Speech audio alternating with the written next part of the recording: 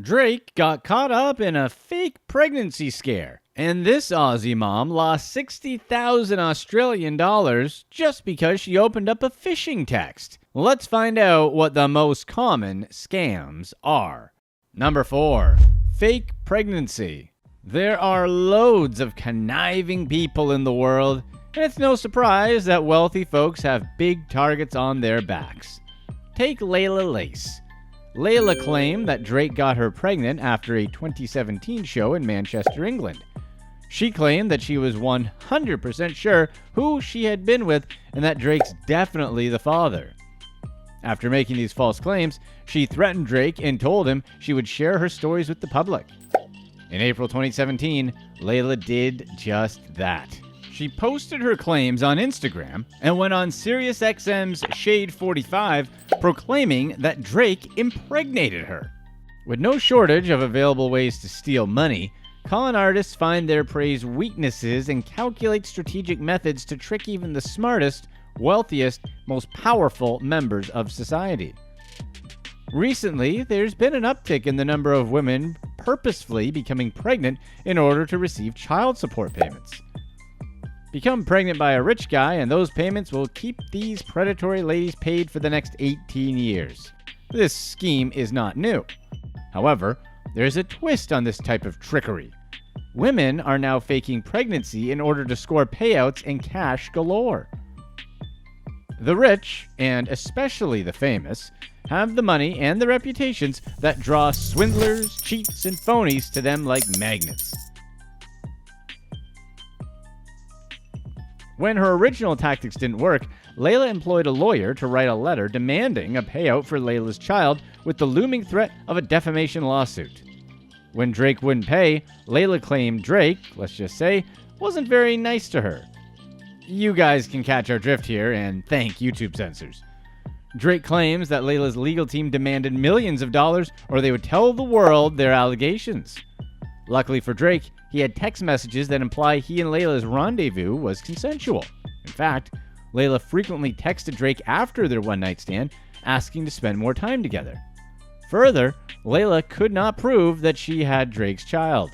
Drake responded by filing a lawsuit against Layla London, alleging fraud, defamation, extortion, and more. He claims that Layla London was upset because he refused to spend time with her after their initial meeting. She even booked a flight to see him without Drake's agreement. London opted not to go to trial against the famous rapper and settled out of court. In the settlement, she agreed not to make any more disparaging or false comments about Drake, their relationship, or having the hip-hop artist's baby. Drake was able to avoid an expensive extortion case this time, but not without costly blows to his time, well-being, and reputation. Number 3. Medicare Covid. Phone-based scams are on the rise.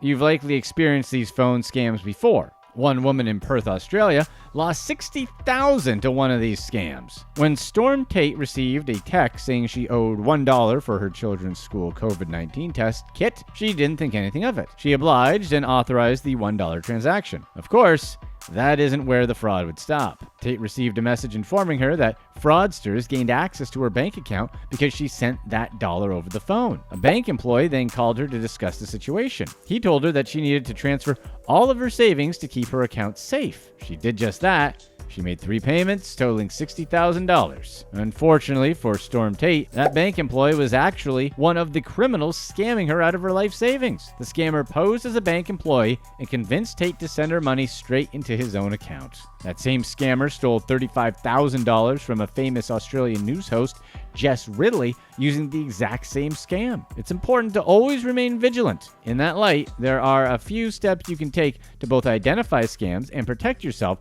from suspicious communications. They're often disguised to look like a local number, and most of the time there's a recorded voice on the other end trying to convince you to reveal personal information, bank account numbers, or social security information. Sometimes there's a real person on the other end of the line telling you they're with the FBI or a government agency. And even though people block numbers and join Do Not Call lists, these robocallers still find ways to beat your best attempts to restrict them. Before the pandemic, robocalls hit a historical high. According to some studies, there were close to 5.7 billion robocalls in October of 2019. After the pandemic hit, that monthly number dropped to around 3 billion. Many of these robocalls come from call centers, and since COVID shut down these public spaces in 2020, there were less calls. Now that the world has opened back up, the numbers have jumped back to 4.1 billion per month. These scammers automate the process by using computers that dial multiple numbers simultaneously. By casting such a wide net, they only need to connect with a fraction of their calls. There are many steps you can take to stop these scammers, but there is no perfect call blocking strategy. Unfortunately, sometimes these scammers get through.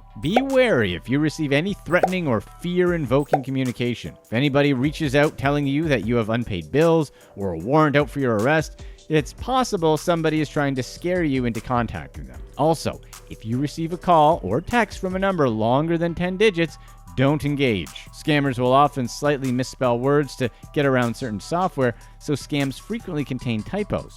Watch out! You can purchase and download a call blocking tool for your phone. If you do receive a voicemail, don't call the number left in the message. Instead, find an official number on a bill or a company website and call them with those verified credentials. If you receive a suspicious text, don't respond. Make sure you don't click on any links in the text either. As a general rule, don't respond to any suspicious requests for contact. Make sure you update your phone software to include the latest robocall blocking systems. Remember, you can always report unwanted communications to the FCC or other law enforcement agencies. It's better to err on the side of caution than risk an enormous monetary loss. There's nothing wrong with verifying the validity of a number before engaging. Number 2, stolen gas. As we all know, gas is crazy expensive right now. The higher the prices go, the harder it is for people to take care of simple life tasks, like driving to work and school. When gas prices become too expensive, hardworking folks have to make very difficult decisions. Sometimes, people have to choose between driving to work or buying medication. It's no surprise that as gas becomes more and more valuable, it also becomes a target for thieves. As we all know, criminals will always try to find a new way to steal, but now their methods are becoming extremely technical. Thieves are now attaching pipes to commercial trucks in order to take gas from gas stations. These homemade fuel tankers can drain a gas station of thousands of dollars worth of gas. These gas crooks understand how to adjust the gears in the gas pump in order to drain everything inside and collect this liquid gold. In places like Nevada, they will often drive the gas to states with higher gas prices like California to maximize their return. Sadly, these extremely advanced tactics aren't the only criminal methods thieves use. While crooks are finding more and more advanced ways to steal gas, there has also been an uptick in more primitive strategies as well. Many people wake up and go to start their car, only to find their gas tank empty, even when it was full the night before. For those willing to sneak underneath cars, they will poke holes in the gas tanks to drain a vehicle's contents. If your gas tank is suspiciously empty, make sure you don't have any holes near or around your gas tank. Sometimes the most effective crimes are the simplest crimes. There was a man recently caught swapping gas nozzles at the station. Security cameras caught him swapping nozzles at the pump. Then, the gas crook waited for his target to arrive. When an unsuspecting man pulled up to the gas tank on the other side, he thought he was filling up his own car. Instead, he was using the wrong nozzle while the criminal stood on the other side filling up his own tank with the other guy's gas. Gas prices hit historical highs this year after Russia invaded Ukraine. Western countries rely so heavily on Russian gas that when the US and other countries placed sanctions on Russia, gas prices shot up. Of course, the world was already dealing with inflated gas prices because of the various burdens that the COVID-19 pandemic placed on the world economy and global supply chains. In July of 2022, President Biden met with Saudi Arabian leaders in Jeddah to discuss a variety of global issues, including the environment, human rights, and oil. Along with pushing world leaders to release more oil in hopes of lowering gas prices, Biden also asked American companies to produce more gas. In June of 2022, the national average for gas prices broke $5 per gallon. There was a bit of relief in July as the national average dropped to $4.67 per gallon. For reference, that national average is up $1.50 per gallon from July 2021. As of July 2022, however, national gas prices were above $4 per gallon in every single state. Sadly for California residents of the Golden State, were paying an average of over $6 per gallon in July of 2022. Some analytics companies show Americans averaging about $450 per month for gas. Analysis from credit and debit card companies show American households that make $50,000 or less are now averaging about 10% of all their spending on gas. Number 1. Crypto romance.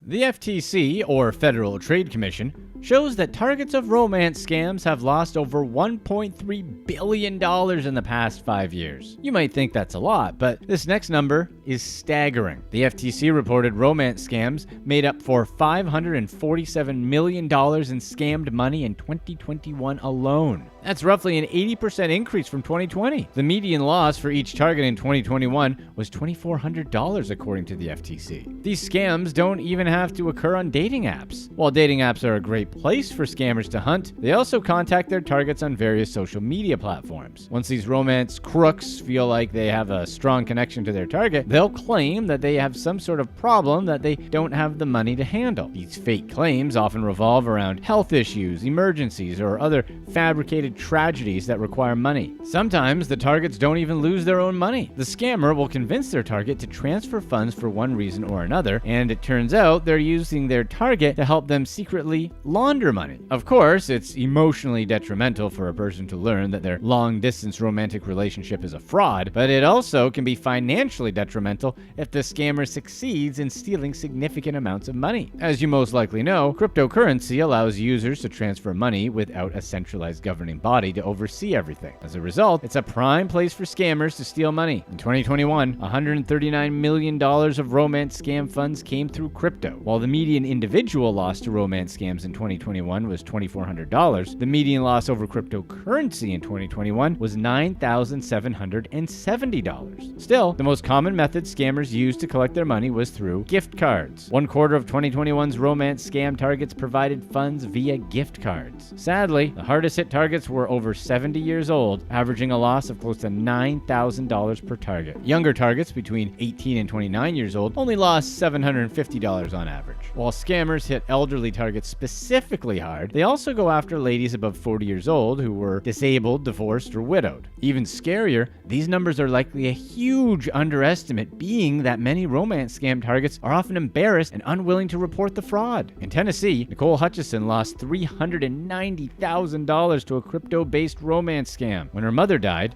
Nicole inherited a large sum of money. Her plan was to restart her life in California. She joined a dating app, Hinge, to meet new people ahead of her move. She met a man on that dating site who talked about all the money he made investing in crypto. Then the man talked her into investing in crypto too. He convinced Nicole that she would be able to support herself and her family on the proceeds. Sadly, once she tried to withdraw her money, Hutchison found it was all gone. She wasn't investing her money into cryptocurrencies. She was transferring her money into the private digital wallets of the scammers. These scams became so prevalent that this last Valentine's Day, TikTok issued a warning to be wary of romance scams. Sites like Hinge employ content moderators to identify potential scammers, but there are so many people on these sites, scammers will always be able to hide. Still, there are steps you can take in order to protect yourself and your family against these criminals. First, never give any bank, financial, personal, or identifying information to anybody that you meet online until you have verified their legitimacy. Also, don't tell anybody how much money you have and definitely how much you're worth. This would only encourage them to come after you and help them determine exactly how much money to go for. Next, check the profile and the picture of your new love interest. You can even do a reverse image search on Google to make sure your new love connection didn't rip their profile picture from somebody else online. If someone you've never met in person asks you for money, you should absolutely be concerned. If they ask for money via cryptocurrency or gift cards, it's a huge red flag. Run far, far away. If someone asks for pictures of you that you wouldn't want your mom to see, don't send them. Scammers will blackmail you for money using incriminating photos. Trust your gut and don't ignore the warning signs. If you don't feel safe or you feel like you're the target of a scam, just don't do it. Click to watch one of these next videos. Let us know in the comments section who you think should pay for the first date. The guy, the girl, or should it be split evenly?